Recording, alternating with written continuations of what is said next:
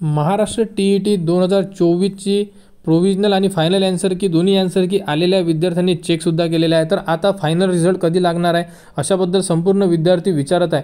तर महाराष्ट्र टी 2024 कडून अजूनपर्यंत याबद्दलची अपडेट दिलेली नाही आहे, परंतु फेब्रुवारीमध्ये तुमचा रिझल्ट लागू शकतो आणि विद्यार्थ्यांना पासिंग मार्क्स किती लागणार आहे याबद्दल सुद्धा भरपूर विद्यार्थी कन्फ्यूज आहे। अंदाजे जे पासिंग मार्क्स लागणार आहे ते सुद्धा आपण या व्हिडिओमध्ये बघणार आहे। तर बघू शकता विद्यार्थ्यांना क्वालिफाय करण्यासाठी किती मार्क्स लागू शकतात महाराष्ट्र टी 2024 साठी।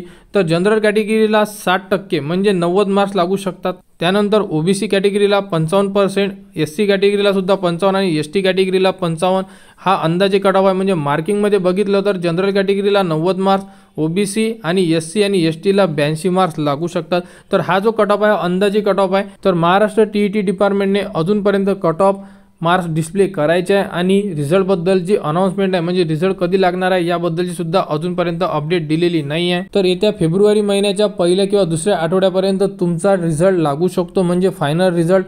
त्यामध्ये तुम्हाला तुमची जी मार्कशीट आहे हे सुद्धा मिळू शकते। तर महा टी बद्दल जेही पुढील अपडेट असेल ती तुम्हाला आपल्या यूट्यूब चॅनलवर उपलब्ध करून देण्यात येणार आहे। त्यासाठी आपल्या चॅनलला सबस्क्राईब करा व हा व्हिडिओ इतरांपर्यंत शेअर करा।